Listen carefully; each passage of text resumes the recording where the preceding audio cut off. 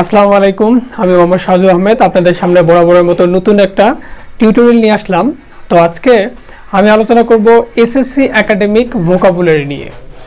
তো আজকের এই ক্লাসটা খুবই ইম্পর্টেন্ট একটা ক্লাস, যারা তোমরা এসএসসি লেভেলের স্টুডেন্ট আছো তাদের জন্য। তার আগে বলে নেই যে এরকম ক্লাস দেওয়ার কারণটা কি। আসলে আমরা যারা আছি যে এসএসসি স্টুডেন্ট আছি, যে এসএসসি লেভেল পর্যন্ত চলে আসছি, বাট আমরা ইংলিশ ভোকাবুলারি সম্পর্কে খুব একটা ধারণা নেই আমাদের।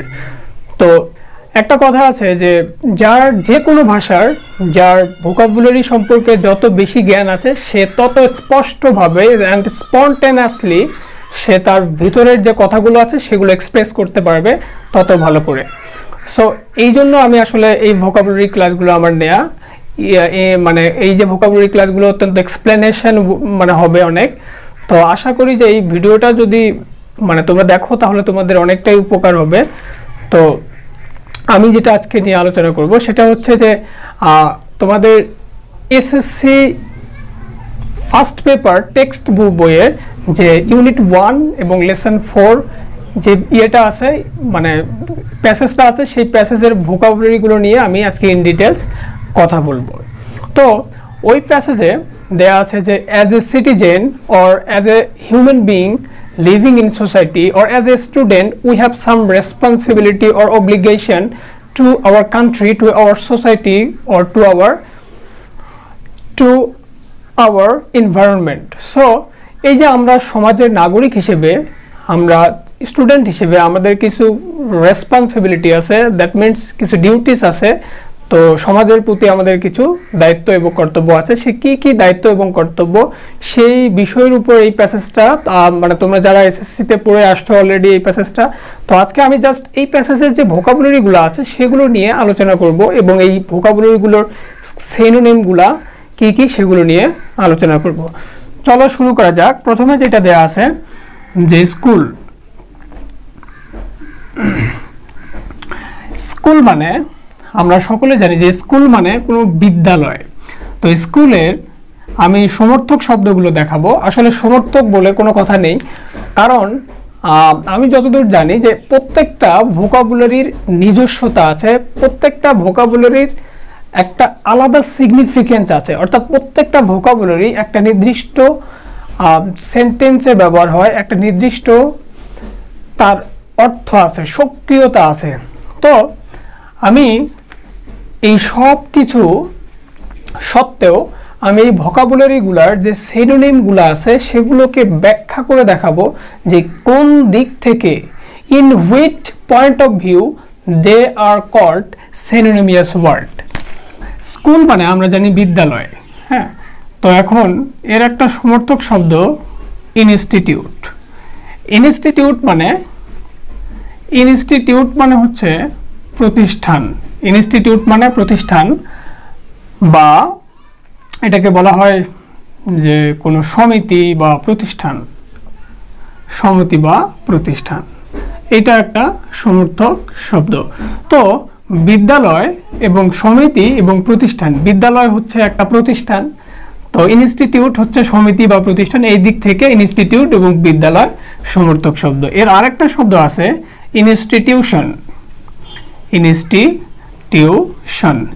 ইনস্টিটিউশন মানেও প্রতিষ্ঠান বা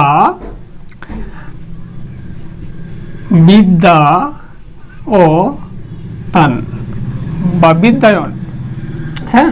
তো বিদ্যায়ন বা প্রতিষ্ঠান বা সমিতি। তো এই যে ইনস্টিটিউশন মানে বিদ্যালয় বা বিদ্যায়তন বা সমিতি বা প্রতিষ্ঠান, স্কুল, এগুলো সবগুলো হচ্ছে একটা আরেকটা সমর্থক শব্দ। এই শব্দটা আসছে ইনস্টিটিউট শব্দ থেকে। এই শব্দটা আসছে আসলে ইনস্টিটিউট শব্দ থেকে। ইনস্টিটিউট শব্দের অর্থ হলো টু ফর্ম, কোনো কিছু তৈরি করা বা গঠন করা। ইনস্টিটিউটের মানে হলো তাহলে কি, গঠন করা। তাহলে ইনস্টিটিউটের মানে হলো গঠন করা বা তৈরি করা। এই ইনস্টিটিউট শব্দটা থেকে আসছে। তাহলে ইনস্টিটিউশন হলো নাউন, এর অর্থ হলো প্রতিষ্ঠান বা কোনো সমিতি। তো নেক্সট আমি যে শব্দটার আরেকটা শব্দের সিনোনিম দেখাবো সেটা হচ্ছে হেল্প। হেল্প মানে আমরা সকলে জানি যে সাহায্য করা, এই হেল্প শব্দের মানে হলো সাহায্য করা। তাহলে হেল্প মিন্স অ্যাসিস্ট, এর আরেকটা সমর্থক শব্দ হলো অ্যাসিস্ট। অ্যাসিস্ট মানে সহায়তা করা, সহযোগিতা করা বা সাহায্য করা। এইড এটা আরেকটা সমর্থক শব্দ। এইড মানেও টু হেল্প, সাহায্য করা বা সহযোগিতা করা। আরেকটা শব্দ আছে এখানে কোঅপারেট। কোঅপারেট, কোঅপারেট শব্দের অর্থ হলো পারস্পরিক সহযোগিতা করা, অর্থাৎ একজন আরেকজনকে যখন সহযোগিতা করবে এটাকে বলে পারস্পরিক সহযোগিতা। যেমন অ্যাসিস্ট হলো সাহায্য করা বা সহযোগিতা করা। আমরা নিশ্চয়ই জানি যে অ্যাসিস্ট থেকে অ্যাসিস্ট্যান্ট শব্দটা আসে। আমরা জানি যে অ্যাসিস্ট্যান্ট ম্যানেজার, তো অ্যাসিস্ট থেকে অ্যাসিস্ট্যান্ট শব্দটা আসে। অ্যাসিস্ট্যান্ট মানে হচ্ছে সহযোগী বা সহায়ক, আর এই শব্দটা থেকে আবার আসে অ্যাসিস্ট্যান্স।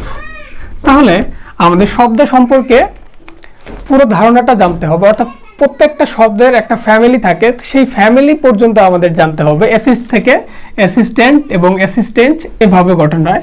অ্যাসিস্ট্যান্ট মানে সহায়ক, অ্যাসিস্ট্যান্ট মানে হচ্ছে সহায়তা, এইড মানে সাহায্য করা, কোঅপারেট মানে পারস্পরিক সহযোগিতা, অর্থাৎ একজন আরেকজনকে যখন সহযোগিতা করবে সেটাকে বলবে কোঅপারেট। এই যে পারস্পরিক সহযোগিতা করা, এই শব্দটা থেকে আবার কোঅপারেশন শব্দ তৈরি করা যায়। যেহেতু আমি শুধুমাত্র শব্দ পড়াবোই না, এই শব্দের এক শব্দ থেকে আরেক শব্দ কিভাবে তৈরি করা যায় বা এবং ওই শব্দটার আর কি কি পার্টস অফ স্পিচ আছে সেই সব বিষয় নিয়ে আমি আলোচনা করে দেখাবো। তারপরে বিষয় দিই, তারপরে একটা শব্দ আছে অব্লিগেশন। অব্লিগেশন মানে আমরা জানি বাধ্যবাধকতা। অব্লিগেশন মানে বাধ্যবাধকতা। আচ্ছা, অব্লিগেশন মানে হচ্ছে বাধ্যবাধকতা। বাধ্যবাধকতা এর একটা সমর্থক শব্দ হচ্ছে লিএবিলিটি।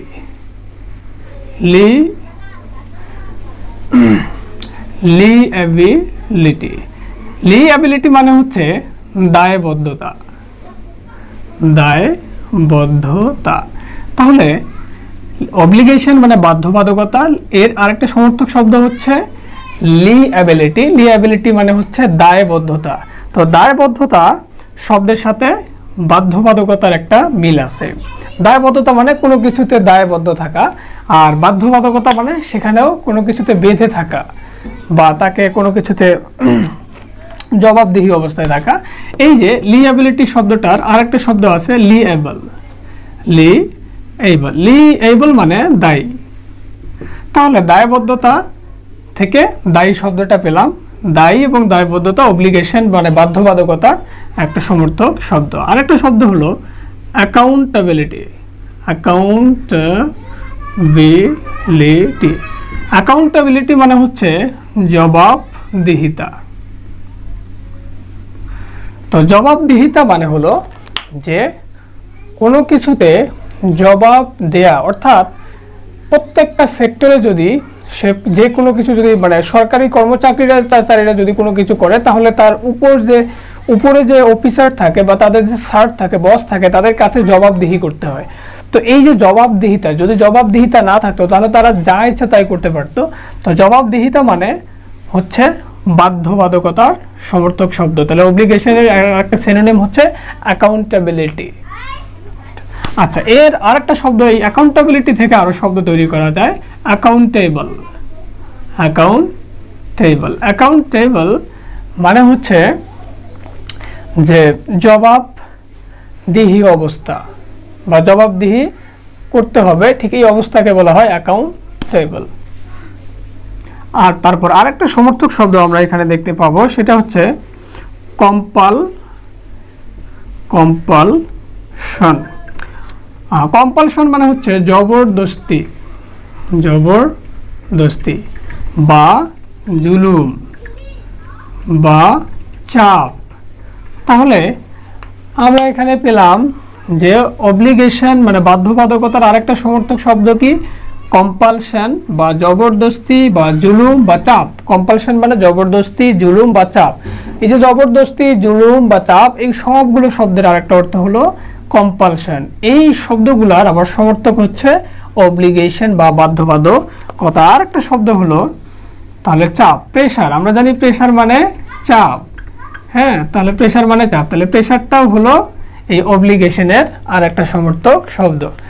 আচ্ছা, এভাবে যদি তোমরা ভোকাবুলারিগুলো ইন ডিটেলস এক্সপ্লেনেশন করে করে পড়ো, এক ভোকাবুলারি থেকে আরেক ভোকাবুলারি কি হয় এটার মানে জানো, এবং কোন দিক থেকে সমর্থক শব্দ, তাহলে দায়ী বাধ্যবাধকতার সাথে সমর্থক, অ্যাকাউন্টেবিলিটি জবাবদিহিতা হচ্ছে বাধ্যবাধকতার সমর্থক, জুলুম বা চাপ বা জবরদস্তি কম্পালশন এর সাথে অব্লিগেশনের সমর্থক, প্রেশার মানে চাপ, অব্লিগেশনের সমর্থক। এভাবেই আসলে আমাদের ওয়ার্ডগুলো পড়তে হয়। সিনোনিম বলতে কোনো জিনিস নেই। আসলে সিনোনিম হচ্ছে প্রত্যেকটা ওয়ার্ডের কাছাকাছি মিনিং, অর্থাৎ ক্লোজেস্ট মিনিংকে আসলে আমরা সিনোনিম ধরি।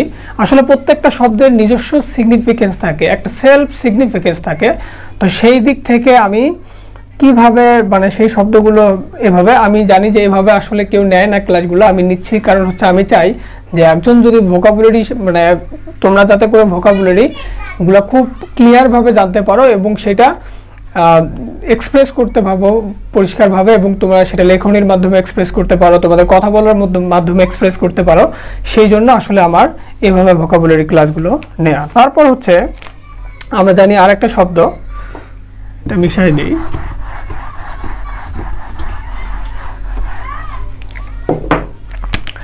আরেকটা শব্দ হলো ওটা আছে ওখানে ডিউটি। ডিউটি মানে দায়িত্ব বা কর্তব্য। আমরা জানি ডিউটি মানে দায়িত্ব বা কর্তব্য। এর আরেকটা সমর্থক শব্দ হচ্ছে রেসপন্সিবিলিটি। রেসপন্সিবিলিটি, রেসপন্সিবিলিটি মানে দায় দায়িত্ব, দায় দায়িত্ব। তাহলে ডিউটি মানে দায় দায়িত্ব বা কর্তব্য, রেসপন্সিবিলিটি মানেও দায় দায়িত্ব বা কর্তব্য। এই যে রেসপন্সিবিলিটির থেকে আমরা শব্দ তৈরি করতে পারি রেসপন্সিবল, রেসপন্সিবল, রেসপন্সিবল। রেসপন্সিবল মানে কি তাহলে? রেসপন্সিবল মানে হচ্ছে দায়ী। রেসপন্সিবিলিটি থেকে আমরা রেসপন্সিবল শব্দটা বের করলাম। এই রেসপন্সিবিলিটি শব্দটা আসছে মূলত রেসপন্স শব্দ থেকে। রেসপন্স, রেসপন্স শব্দের অর্থ হলো সাড়া বা জবাব। তোমরা ভালো করেই জানো এই শব্দটার মিনিং, তো তারপর আমি লিখে দিলাম সাড়া বা জবাব। রেসপন্স মানে সাড়া বা জবাব। এই শব্দটা থেকে রেসপন্সিবিলিটি আসছে এবং ওই শব্দটা থেকে আবার রেসপন্সিবল মানে দায়ী। এখন যদি আমি এটাকে আবার বিপরীত শব্দ করি, ইরেসপন্সিবল। ইরেসপন্সিবল মানে এখানে দায়ী বা দায়িত্ববান, আর এটার মানে হলো দায়িত্বহীন। নিশ্চয়ই ক্লিয়ার হয়েছে তোমাদের মাথায় এই বিষয়টা? তো দায়িত্বহীন। আচ্ছা, এইভাবে এটা থেকে আবার তৈরি করা যায়, যেমন সেন্স অফ রেসপন্সিবিলিটি, একটা ফ্রেজ তৈরি করলাম আমি, সিভিলিটি। এই জিনিসগুলো তোমরা খাতায় লিখে নিবা, তাহলে তোমাদের জন্য অনেক বেশি হেল্পফুল হবে। দায়িত্ব জ্ঞান। তাহলে সেন্স অফ রেসপন্সিবিলিটি মানে হচ্ছে দায়িত্ব জ্ঞান, অর্থাৎ রেসপন্সিবিলিটি মানে হচ্ছে দায়িত্ব জ্ঞান বা দায়িত্ব, এরকম শব্দ। যেমন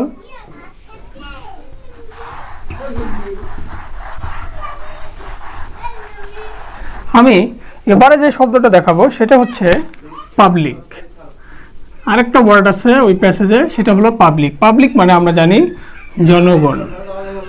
এই পাবলিকের একটা সমর্থক শব্দ হচ্ছে পপুলেশন। পপুলেশন মানে আমরা জানি যে জনগণ, পপুলেশন মানে জনগণ। কিন্তু এই শব্দটা আবার আসছে পপুলেট শব্দ থেকে, পপুলেট। পপুলেট মানে হচ্ছে জনগঠন করা, জনগঠন করা। পপুলেট মানে হচ্ছে জনগঠন করা, আর পপুলেশন হলো মানে হচ্ছে জনগণ, জনগণ। এই যে জনগণ, পাবলিক একই বা লোকজন। এখন এই পপুলেশন শব্দটা পপুলেট শব্দ থেকে আসছে, এখন আমরা জানি যে আমরা এখান থেকে ফ্রেজ তৈরি করতে পারি যে পপুলেশন এক্সপ্লশন।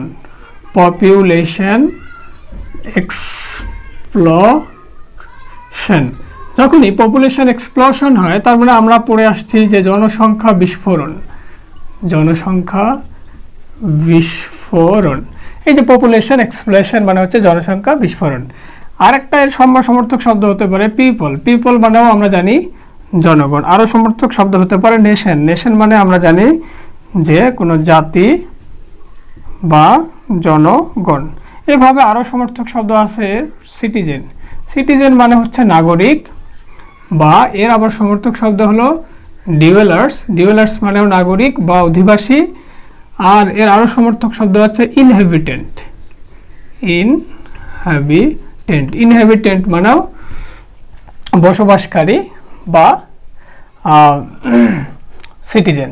তাহলে এই যে এভাবে যদি আমরা একটা ভোকাবুলারি থেকে সবগুলা ভোকাবুলারি সম্পর্কে মানে এই ভোকাবুলারির সমর্থকগুলা কি কি এবং সেই শব্দগুলা কোত্থেকে আসছে, সেই শব্দগুলোর মিনিং কি এবং কোন দিক থেকে এই শব্দগুলা এই শব্দটার সাথে সিনোনিম, এই বিষয়গুলো যখন আমরা জানবো তাহলে বাংলা ভাষা এবং ইংরেজি ভাষা দুটোর যে মানে ইয়েটা আছে সেই বিষয়টা আমরা ক্লিয়ারভাবে বুঝতে পারবো এবং এটা আমাদের রাইটিং স্কিল এবং স্পিকিংয়ে খুব বেশি কাজে লাগে। নিশ্চয়ই তোমরা বুঝতে পারতেছো আসলে এর উপকারিতা কতটুকু। এরপরে আমি এটা আসলে পার্ট 1 ভিডিও হবে, ইউনিট 1 লেসন 4 এর পার্ট 1 ভিডিও, পার্ট 2 ভিডিও আমি এরপরে দিব আপনাদের। এই পর্যন্ত।